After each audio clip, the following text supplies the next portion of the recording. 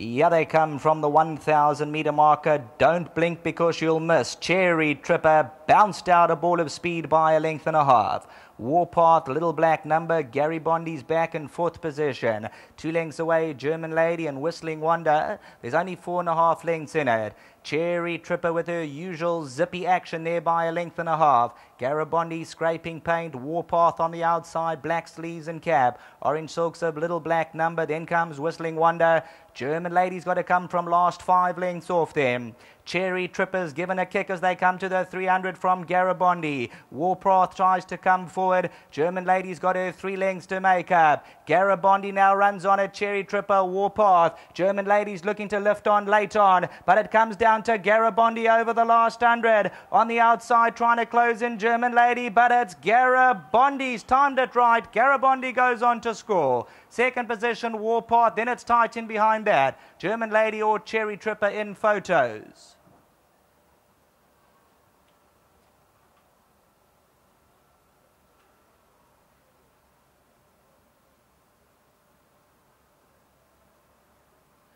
Well, that looks to be her tongue out there, number 1, Garibondy. I see she's come to the winning post there. She wins it by a length and a tail. And I just noticed on the way down to the gate, her tongue was flapping around. The shoe came off, so a couple of things against her. But number 1, Garibondy, the class prevails here. She wins a length and a quarter.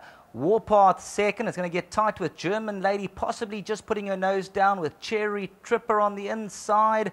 We'll leave that to the judges because it's a different angle here. German Lady or Cherry Tripper. German Lady putting her nose down. But coming to the 300 meter marker, and Garibondy now moves up alongside. Coming to the 250, Cherry Tripper. German Lady extreme outside, trying to put her stride together late on. Coming over the last 100 meters. But as they come down to the wire, it's going to be Garibondy all out, staying on for the victory. She does race with a tongue tie, but that looks to be her tongue over the bit there. Number 1, Garibondy. We'll get more in the post-race interview. Back to the studio.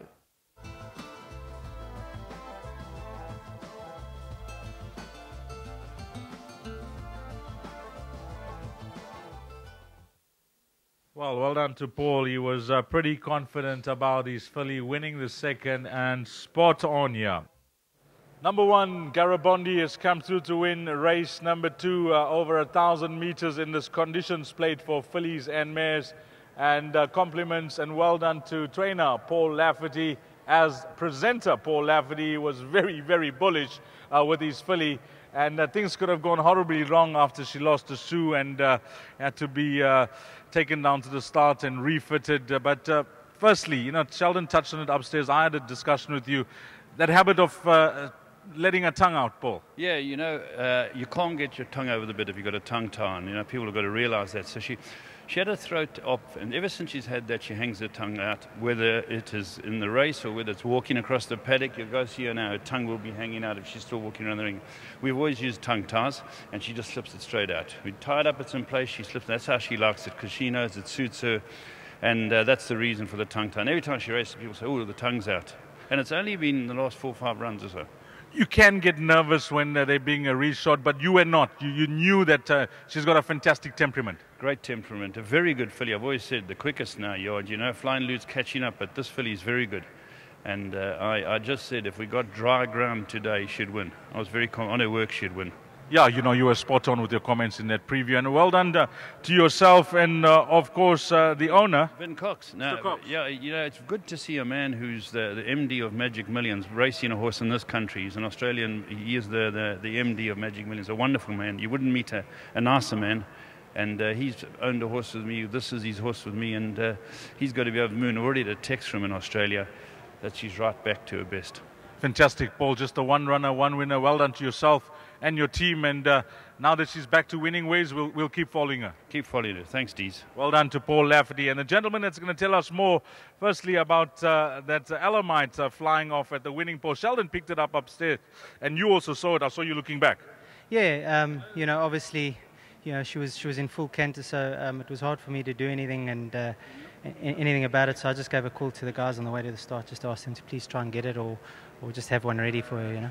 She was nice and quiet behind the pens when the ferry was working on putting it back on. She's got a great temperament, you know. I rode her a couple of times early on in her career, and she's a very smart filly, and she's obviously got the breathing problem, but you know, she's got a lot of talent, so you know, it's going to help her win races still, you know. And you know, just today, obviously there were the concerns here when her shoe came off. You know, there's a slight worry, and obviously her tongue was blue by the time I got to the start.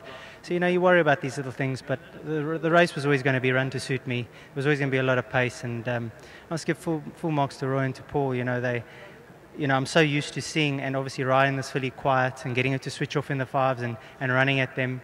And they told me, obviously, with the amount of speed, they didn't want her to be, you know, dropped out. They wanted me to ride a race, a positive race, and therefore I was in plumb position. And there were obviously concerns that she might not finish off like she used to, but she did, and full marks to them. It's amazing now. I'm going to touch on this because I want to touch on this. It's amazing how we watching the race differently from the way it's run, because when you were sitting and you gave this a supremely confident ride, Paul was screaming, "Take out the stick! Take out the stick!" I think Lef must have had a better. Normally he's a bit more relaxed with that. Sure. But yeah, listen, you know, I wanted to get her into you know, obviously a positive position without going for the guns late, you know. And she's obviously with her breathing in mind. And I thought, you know, just try and get her there without putting her under the maximum pressure. And you know, when her breathing comes into play, hopefully she's put the race to bed. And listen, she won. I thought going away today, and I thought she was the confident choice in a race like this. Nice ride, Shawnee. Now, before you leave us, what about the balance of your rides? I didn't think I had the strongest card. You know, Hassan's bid's coming out the maidens, and you know, he wasn't dominant in the maidens. So you know, we're more hoping that he can progress from here. And then obviously I've got a few other rides, maybe not the best gates, and maybe in competitive races. So I'm just hoping today. You know, I thought this was my standout ride, and I'm glad that she's come through for me. Otherwise it might have been a bleak day, but now I can work on what I've got left now, and let's hope I can maybe steal something else. I know he's a vegan, but I heard that he does carve the turkey. I hope so, because apparently he was screaming, eh? No, thank you very much to them. Thanks to my sponsor, Highlands. And I just want to say a special thanks to Nick Johnson. You know, he's a very good friend of mine. And I'm just absolutely amazed, you know, when he has a winner. Just so happy for him. And thank you very much. Thanks. Well done, Shawnee. Well done. Well done to the guys in number 1, GARIBONDY, 1-6. And number 3 has got third for place accumulator play. So 1-6, 3 and 2. That's your result. Race number 2. Coming up next, the start of the Pick 6. 13:40, 20-2, first leg of the Pick 6 coming up next.